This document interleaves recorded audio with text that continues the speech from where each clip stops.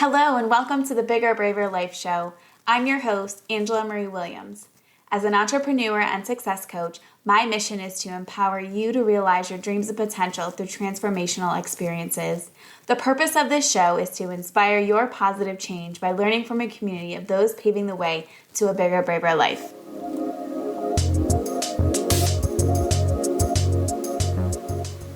Hey everyone, welcome to the Bigger, Braver Life Show. I'm Angela Williams. I'm a licensed clinical social worker and coach, and I'm so happy to have you here. We have an amazing guest. Her name is Natalie Bullen, and I think we're going to have a lot of fun on this episode.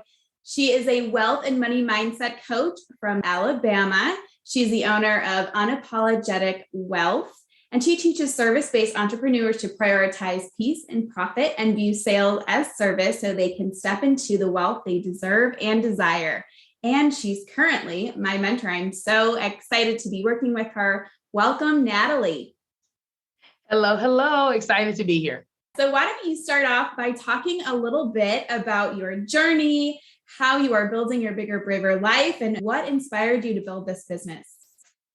You know, I am A, thankful to be here. B, I'm always in awe of my life sometimes myself. Like, I think we have to remember that just because we're doing something bigger, it doesn't mean that we always feel ready and that that's okay. I really stumbled into this business. It was not my intention. I think it was God's intention. It was not my intention. I am a financial advisor. I'm securities licensed. I have life insurance license, really boring bank job for 7 years. And I would get in trouble at the bank for giving people credit counseling, for giving them life coaching, for giving them hugs and praying over them in the break room. And my boss literally one day was like, "Are you praying over our customers?" He's like, "You could not do that." And I was like, I asked first if it was okay. I totally got consent.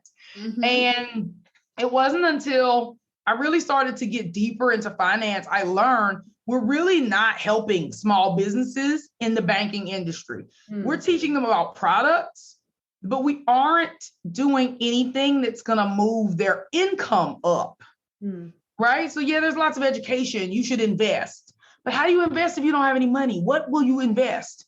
And there didn't seem to be anyone speaking out about making more money. So I started off as a plain old vanilla money coach, put you on a budget, talk to you about savings, help you with your credit, just real basic. I was happy with it. I knew how to do it. I was good at it. And I had a workshop. I was going to do a paid workshop about retirement planning for entrepreneurs.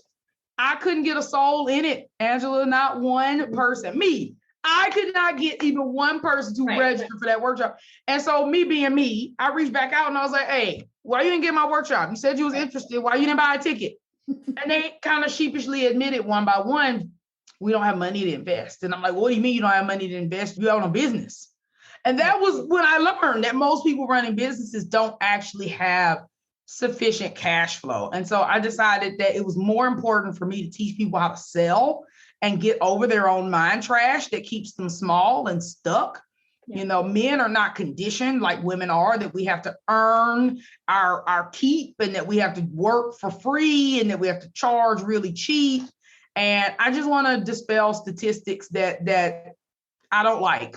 Let's just say that.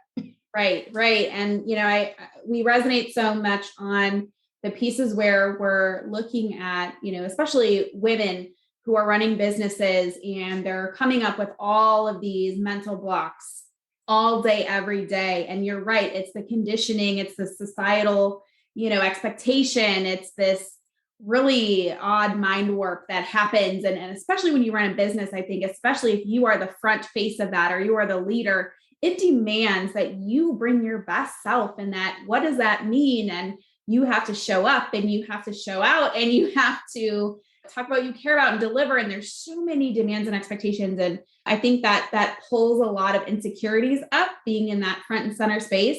And so I love that, you know, we both work on that mindset. But can you talk about what are those common money mindset issues that business owners are struggling with?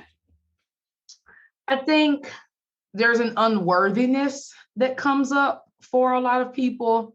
You know, who am I to ask for a lot of money? Who am I to charge more money? I don't deserve it. I'm not good enough. I'm not smart enough. I'm not pretty enough. I'm not thin enough. I'm not educated enough. Wow, I see that so often. We keep getting letters and letters and letters and letters and letters. I mean, it's like an alphabet block store in front and behind people's names, but it's still never enough. I think there's shame and embarrassment. Maybe you've made some money mistakes in the past. I filed bankruptcy. Took me years to work through that trauma, right? Yeah. When you're in the middle of that, you don't feel like you're good with money. Maybe you feel like it's better for other people to have your money. I've had people who would hire a coach, but won't pay themselves because they felt like the coach knew better than they did. They didn't trust their own voice. Wow. Yeah. So every time they would get a big payment, they would immediately spend it because anybody's going to be better with that money than me. Maybe they just weren't consciously aware that that's what they were doing, but that's what they were doing. I think a common money block is your own lived experience in terms of what feels expensive. So it's, I've never met a wealthy person. I've never been a wealthy person. I've never marketed to a wealthy person. So how do I just decide that I'm going to charge $10,000? Like, who's going to pay it? Right. And I think probably the most pervasive is going to be imposter syndrome, just that someone's going to find out that I'm out here scamming people. Someone's going to figure out that I don't really know what I think that I know. And so it's safer for me to charge really low because, if I only charge $50, $100, no one's going to ask for a refund, right? No one's going to do this. And I hate to tell you, the one refund that I've done this year was a $99 refund. So I just want to let the listening audience know, it doesn't matter what your price point is. If people are unhappy people or miserable people or unsatisfied people, that comes at any price point. Yep. So you might as well charge the $10K you want to charge because refunds are a cost of doing business. Unhappy clients, while I hope they are very few and far between, it can happen. And so better you got enough profit out the deal to be able to adequately absorb that cost than to play it small thinking, well, nobody's going to want a $99 refund. I literally refunded someone $99 on my birthday. Wow. And that piece about the imposter syndrome, and I beat that drum every day of, hey, you have, you got the alphabet soup or whatever, quit it, stop doing that. You have the knowledge, you can find the strategy, you can hire someone to help you with those things. But the thing that you need to prioritize the most is that confidence and that assuredness in yourself that you know what the fuck you're talking about. And you know how to get these people support or whatever it is that you're doing. And we work with those service-based businesses that really, they're looking to build generational wealth. They're looking to build generational growth. They're looking to make a big impact. And when you are scared or not charging high enough or not taking that leadership role or really owning your expertise and your experience, you can't make a generational wealth building business with that. Right. I agree. But I think if we're honest, a lot of us aren't really even at the point of thinking about building wealth with our business. We're just trying to stay afloat. Alive, right? Survive. We're in that survival mindset. We just take that surviving corporate into surviving entrepreneurship. Yes. Yep. That hustle. It's like that hustle all the time. And how do we let more of that flow in, and get into that space of let it be easy and you got this, right? So what would you say to someone that's really struggling with some of these major mindset blocks? Can you give an example of how you coach people through that, what you say, how to reframe, things like that? So I think if you're woo, spiritual, energetic, then I would go back to what lights you up. What do you really want? I want you to just completely remove yourself from your current reality of your business and get a blank Google Doc and just walk me through like a dream day. What time would you wake up? What kind of work would you do? Would you drink tea? Would you live in France? Just what does a ideal day in your dream life look like? And so then you've got maybe an expansiveness and a happiness that you're feeling. And you can look into how can I start to implement some of those things right now. Okay, maybe I don't live in France, but maybe I can buy some really beautiful, unique French chocolates and have them shipped here and enjoy one every morning while I have my tea. You know, like, what can you do to start incorporating that happiness now? Because what I see women do is kind of push their happiness off for later. Oh, I'll be happy after the kids are grown. I'll be happy after my husband gets that better job. I'll be happy after I lose 50 pounds. I'll be happy after I land that dream client. I'll be happy after I finish my doctorate. It's just always a push off. Like, what can you do right now today that would get you closer to your dream life? For practical sorts of people like me, your accountants, your therapists, your PhDs, people who are like, yeah, I don't care about that woo stuff now. You're going to have to give me something real. I would tell them to look at a really successful corporation and ask yourself, how did they scale? They scaled with systems, structure, and strategy. And so what do your systems look like? What does your tech look like? What are your people? Do you have a hire? What kind of structure can you get to not be doing so many manual tasks? And what's your strategy to bring in more money?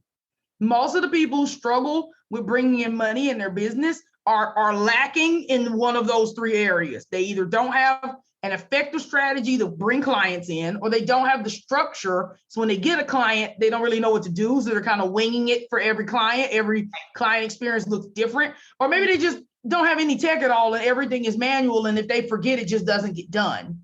Right. And so even with having you as a client, like, I'm going through a complete structure rehaul. I paid a tech consultant a lot of money, right? Yep.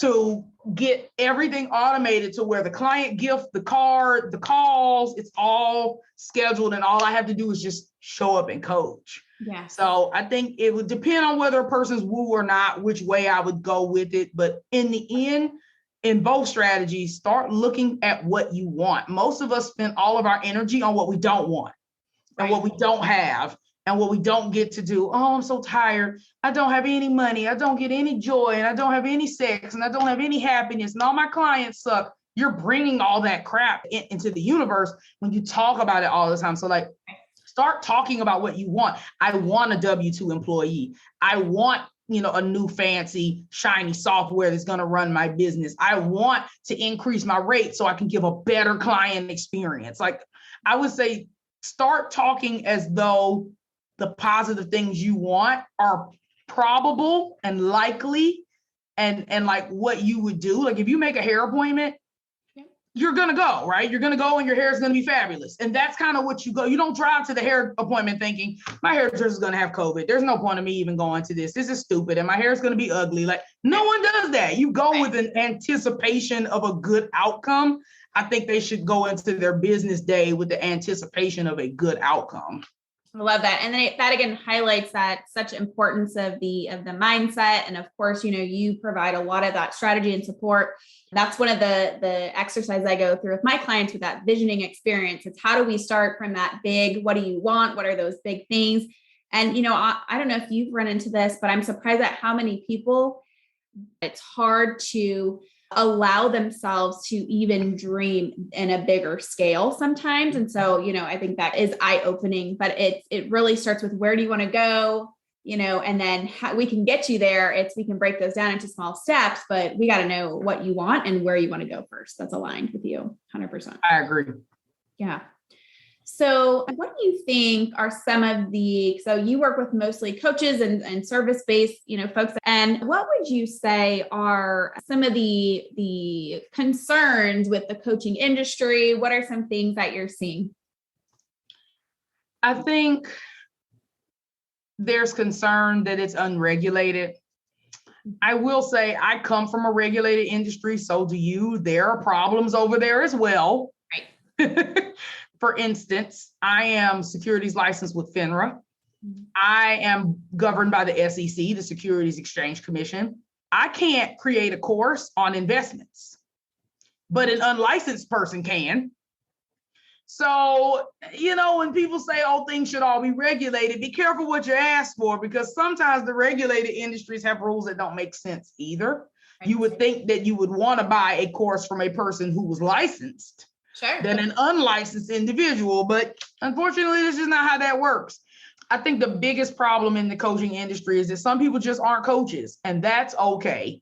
but because of the draw of big money, people are just jumping into the field. They have no experience coaching people. They have no framework that gets people results. And worse, some of them just don't show up, don't do the work, don't make the calls. I mean, just flat out scams. It's really important if you hire somebody, feel them out. So me, I'm online every single day. Answer those is the truth. I am online every single day. So the likelihood of me ghosting you after you pay me is zero, because I'm not going to burn up. I'm not going to blow up my business and never be able to post on Facebook again while you start jumping in the comments going, hey, you took my $5,000 and I've never had a call with you, right? Mm-hmm. Watch how people show up. Watch how long it takes for them to respond to your email. Watch how their calendar and their systems and their automations, or if they have a website or if they have reviews. Message a few people who say they've worked with this person and say if they have a good experience about it, not just the people that the coach tells you to talk to, because they're going to refer you to their best clients. Sure. Have you talked to their worst clients?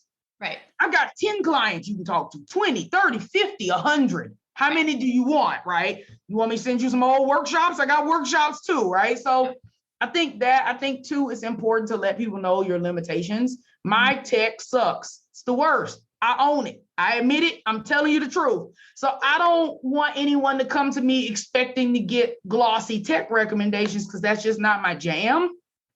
So I think it's important to ask coaches like, hey, what are you great at and what's not so great? And see if you can get an honest answer. If they tell you, look, I'm perfect and everything that I do is perfect and everyone who follows my system gets results, I would be wary of paying someone like that, because I would think they're either lying or that they have hubris. Lastly, I think the coaching industry has gotten to where people are just making shit up title-wise. Right. I mean, I met a woman who called herself an idea doula. I thought it was just so ignorant to like women who like are infertile. Like I just was like, doula, like if you aren't birthing actual physical live humans, I don't know why that's a thing. I've just met people who are like, creation muses. What is that? Like, are you a coach or not? And so if you're a coach listening to this, it's okay to call yourself a coach. And if you're not a coach, if you're a consultant, it is important to make that distinction. Do you give me the game plan? Like, just like the NFL, there's somebody who's making the plays. There's someone who the NFL is paying to come in, assess the guys, make a plan, and leave. And then there's the coach who's out on the field, giving them encouragement, watching the plays, and actually in the weight room while they practice. You need to know which of those types of person you are. I'm tired of meeting people who really got consultant when they were hoping they would have a coach, and when they had a crisis or an emotion or a good feeling, bad feeling, their coach was nowhere to be found. And I'm like, I thought you had a coach. Oh, I just had a consultation. Okay, you hired a consultant, and that is not the same experience. So I think there's ignorance on both sides in the coaching industry. I think there's a lot of people not knowing what they're buying, and a lot of coaches taking advantage of that. Right. There's so much information. And I think, for a lot of folks that we work with, we're very smart, intelligent. We're used to let's gather all the information, and then it becomes information overload. We buy all these courses, we don't finish them. We have so many different inputs coming in. It's like, what do we even follow? So I think that's another area. And sometimes we can just hide behind wanting to learn instead of go out and actually do. So I think there's a lot of that going on too. I wish I suffered from that. I'm kind of team do. Yeah. I hear that. So do you know your strengths? They're not called strengths. Yeah. Do you know what those are? Yeah. My top 5 are competition, which I disagree with. Intellection, which I think just means like you smart or want to be smart or call yourself smart or something. Right. Discipline, shocker. Focus, another shocker. And then learner. So I want to read, I want to learn, I want to create solutions. My number 6 is restorative. I use that one a lot. So that's the problem solving strength. Okay. So I have lots of execution strength. So I just get it done. I don't get stuck in the loop of learning. And unfortunately, I guess I'm so competitive that I don't accept that competitive is my number 1 strength. I've actually tried to test out of it 3 different times and was unsuccessful all 3 of those times. So I just think it's BS. Okay, I'll tell you why I think it's BS. Yeah. In order to be competitive, you have to know what other people are doing. Right? And not be competitive with yourself.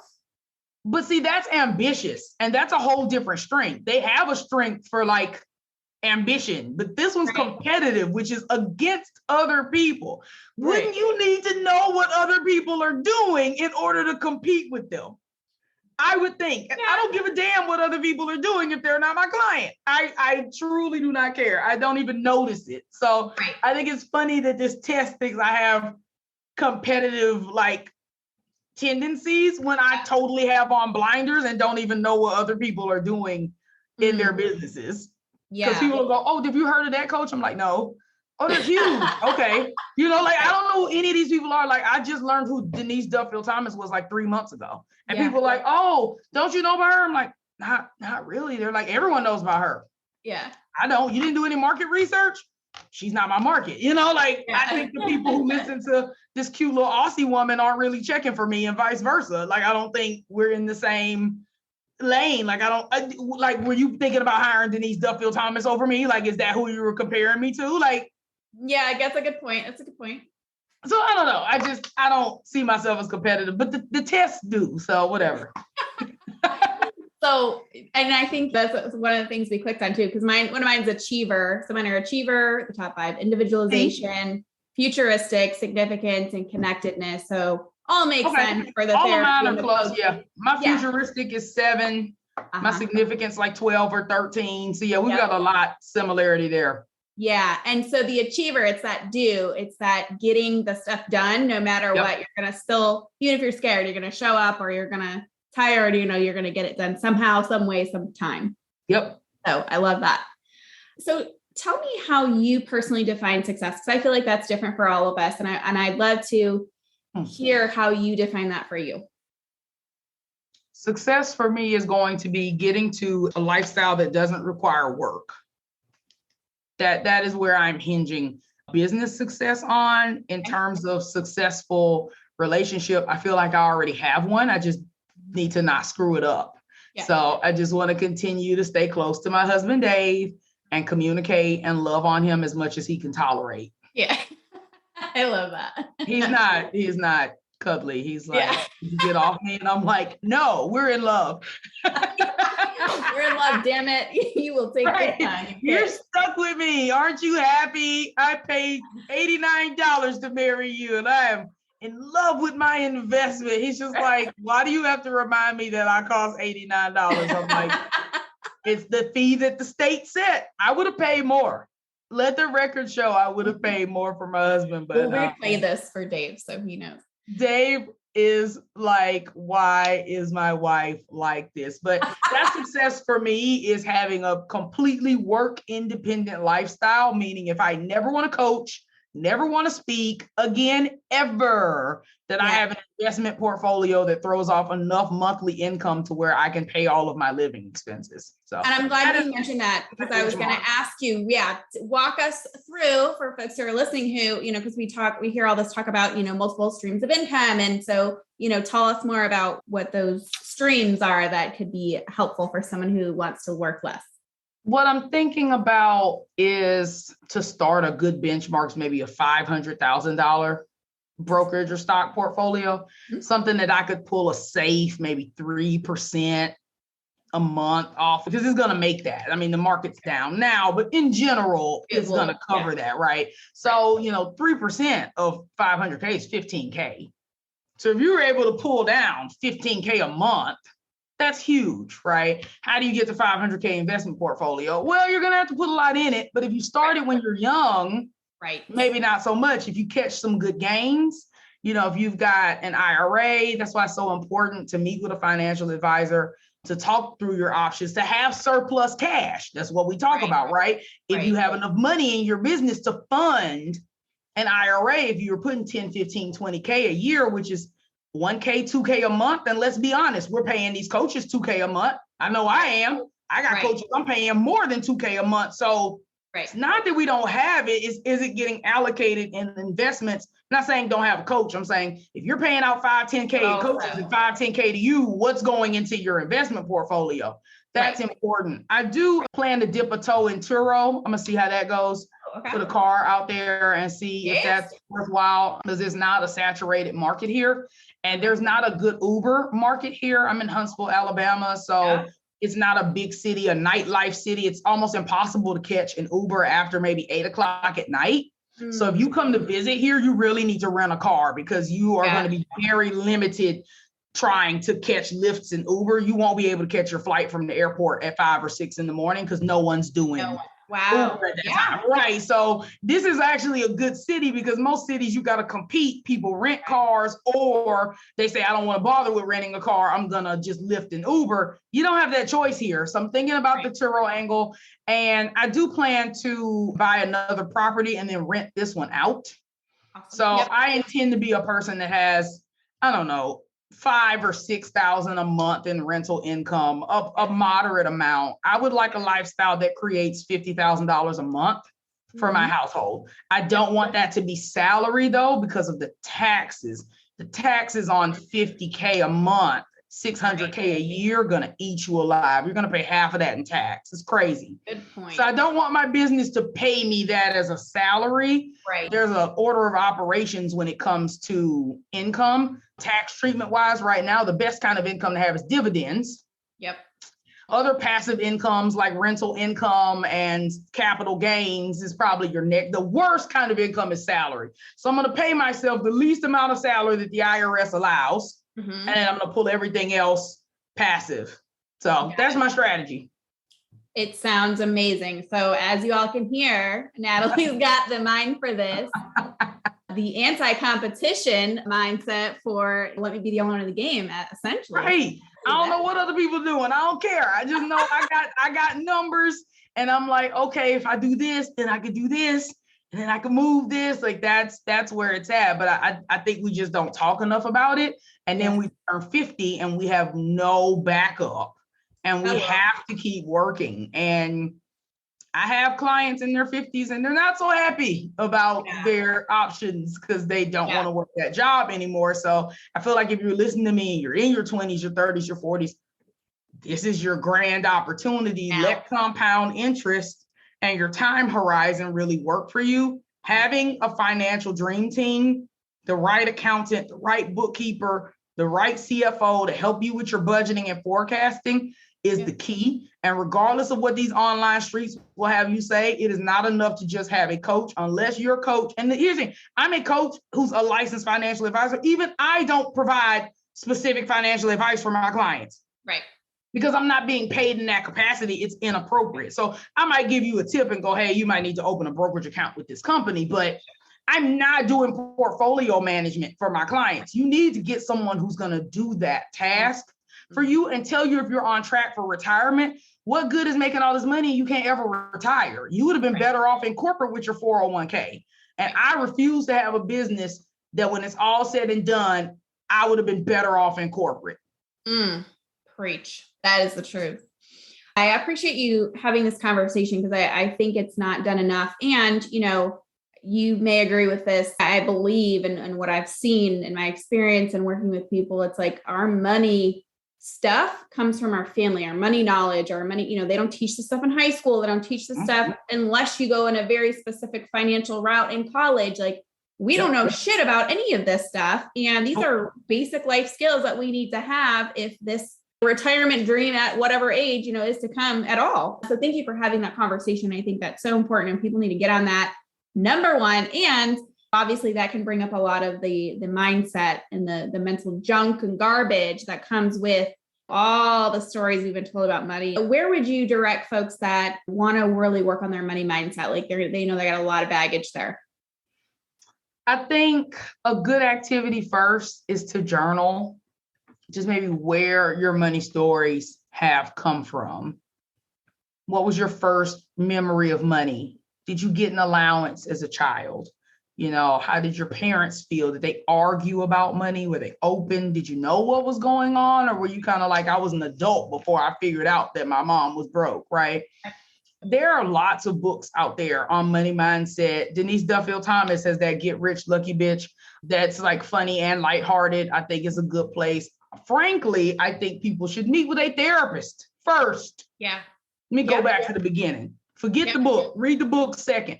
Meet with a therapist first, because you may have trauma and you are not going to heal, fix, resolve, cope with trauma from reading books. Trauma and mindset are not the same thing. Mindset is a system of beliefs that shape how you view the world. Okay. Beliefs come from thoughts. Thoughts generate from feelings. I feel inadequate. I think I'm not a good person. No one's going to pay me. You have a core belief. If I raise my price, I'll lose all my clients. And that forms your mindset of scarcity. That's the path. Trauma is a whole different path. Trauma creates a new neural synapse in your brain, like a new groove in your brain. And it's going to take more than reading a book and reading affirmations and telling yourself you're amazing to get out of that groove. Financial trauma could be like when I filed bankruptcy. If you've ever been homeless, if you've ever been foreclosed on, if you had a bad breakup with your spouse, etc. So I think it's important for you to just meet with a therapist just as a blanket to ensure that what you're experiencing isn't something deeper. Because I get people who want me to coach them, and in a few conversations, talks, sales calls, I'm like, yeah, no, this isn't an issue for coaching. But once you've been cleared by your therapist, or maybe in conjunction with your therapist, because I do have clients who are actively in therapy, the next thing I think I would tell people to do is really focus on their why. Is it your children? Is it your spouse? Is it your legacy? For me, it's the statistic about Black women-run businesses. I don't know if you know this, but on average, 2020, Black women-owned businesses grossed $24,000 for the year.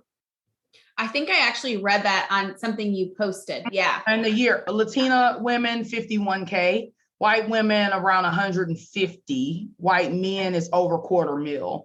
Of course, that's including like big companies like Amazon and Walmart. Like that's all the companies, right? So that's why the men's are skewed so high. But still, the idea that in a year, the most educated group of women are making $2,000 a month, it's not commensurate with their talent. That's deep-rooted trauma, and that's beliefs that need to be changed, and that's powerful. So I don't always feel good about my work. I don't always feel good about myself. I think everyone has times and periods where they feel shaken, but I always feel good about Black women. I always feel good about women. I always feel good about non-binary persons. I always feel good about marginalized communities, because we can do it. So maybe I don't feel great about me today, but I feel really good about my clients. And so I will get up out the bed and I will do this shit for them so that they're not having crappy $24,000 years where they can't pay themselves, can barely pay me, can't invest,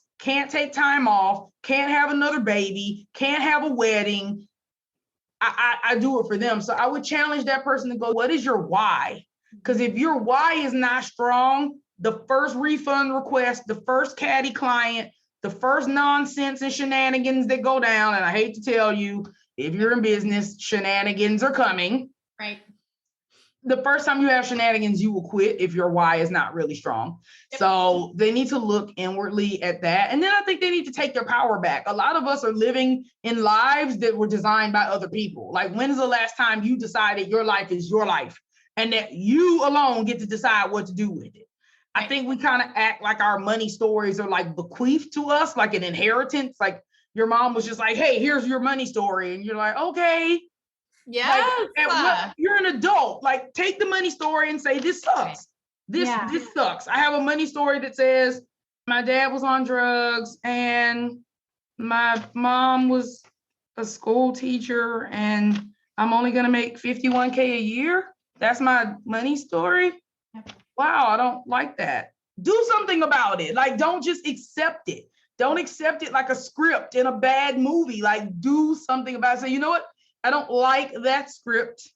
So how about I decide to charge lots of money for my gift, give back, generously as I can, and be able to support my elderly parents so that they don't have to work, so that my dad can stay clean and sober and doesn't get back out on these streets trying to earn some money, and so that my mom doesn't have to go back to work when she has IBS. Right.